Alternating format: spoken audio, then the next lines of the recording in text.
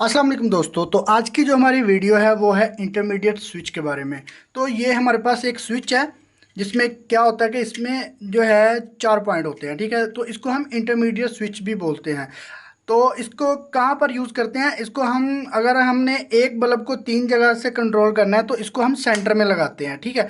तो क्या होता है कि फर्स्ट में ये वाला जो है टू वे स्विच लगता है, सेंटर में इंटरमीडिएट स्विच लगता है, और जो है तीसरे नंबर पर भी हम टू वे स्विच ही लगाते हैं, ठीक है। लेकिन ये वाला जो स्विच है ये इतनी जल्दी से मिलता नहीं है, लोकली इतना अवेलेबल नहीं होता है। तो हमें ये वाला स्विच जो है या तो ये चाइना से मंगवाना पड़ता है या जो है इसको मंगवाने के लिए काफ़ी सर्च करना पड़ता है। तो मैं आपको एक मेथड बताऊंगा जिसमें क्या है कि आप इसकी जगह पर अगर आप दो ये वाले टू वे स्विच लगा लें तो आपका सेम वही काम होगा जो ये इंटरमीडिएट स्विच करता है। सिर्फ फ़र्क जो है वो इतना होगा कि इसमें क्या होता है कि इसमें भी ये दो जो है वो टू वे स्विच ही होते हैं, ठीक है। यहाँ पर आप देख सकते हैं एक कॉमन पॉइंट है, एक नॉर्मली क्लोज है, एक नॉर्मली ओपन है। सेम जिस तरह आप ये देख सकते हैं कि ये एक टू वे स्विच इधर है और दूसरा टू वे स्विच जो है वो इधर है, ठीक है। 3 पॉइंट इसके हैं, 3 इसके हैं, इसी तरह तीन जो है वो टू वे स्विच के 3 ही पॉइंट होते हैं।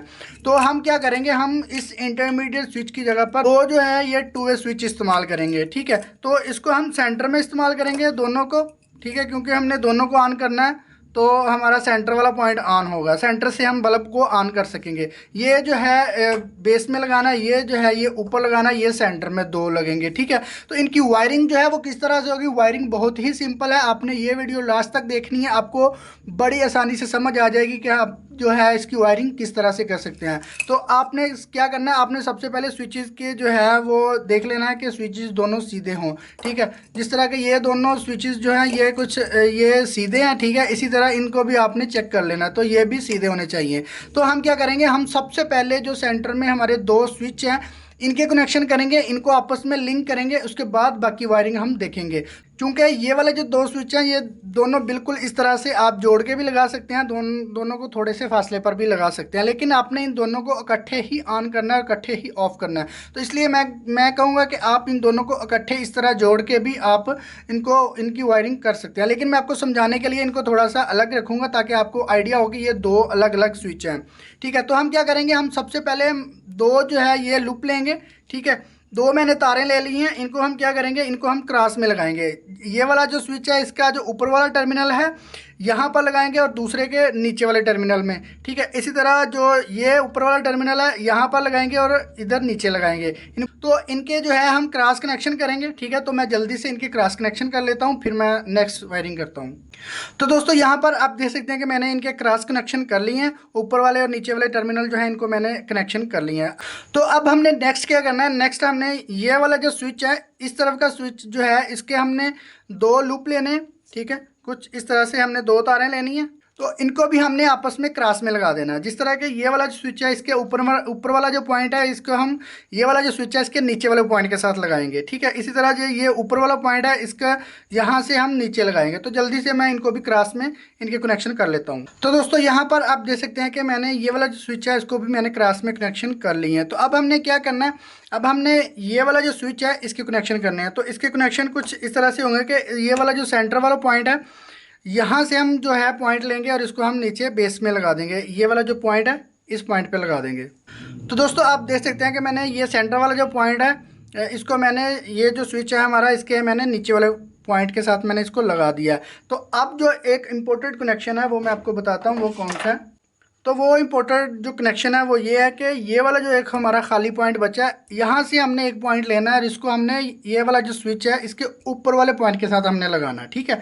तो यहाँ मैं जो है मुख्तलिफ कलर की तार लेता हूँ क्योंकि ये वाला जो पॉइंट है ये काफ़ी अहम है। तो इसलिए मैंने ये एक तार का पीस लिया, इसको मैं पहले यहाँ से इसकी पमाइश करूँगा, ठीक है। तो अभी मैं इसको यहाँ पर लगाऊंगा, ठीक है। तो दोस्तों यहाँ पर आप देख सकते हैं कि वायरिंग हमारी जो है इन स्विचेस की वायरिंग कंप्लीट हो गई है। अब हमने क्या करना है, अब हमने एक तरफ मेन फेज देना है और दूसरी तरफ हमने बल्ब के कनेक्शन करने हैं। तो यहाँ पर जो है मेरे पास एक बल्ब है, तो इसके कनेक्शन में जो है ये बल्ब का जो पॉइंट है इसको मैं यहाँ पर लगाता हूँ क्योंकि एक फेज़ होता है बल्ब में, एक न्यूट्रल होता है। न्यूट्रल जो है वो डायरेक्ट लगेगा, जो फेज़ है वो इस स्विच के साथ मैं लगा देता हूँ। तो दोस्तों यहाँ पर आप देख सकते हैं कि मैंने बल्ब के कनेक्शन कर दिए हैं। अब हम यहाँ पर जो है मेन फेज़ की तार लगाएंगे। जो मेन फेज़ होगा और मेन न्यूट्रल जो है वो ये होगा, और मेन फेज़ जो है वो यहाँ से हम देंगे।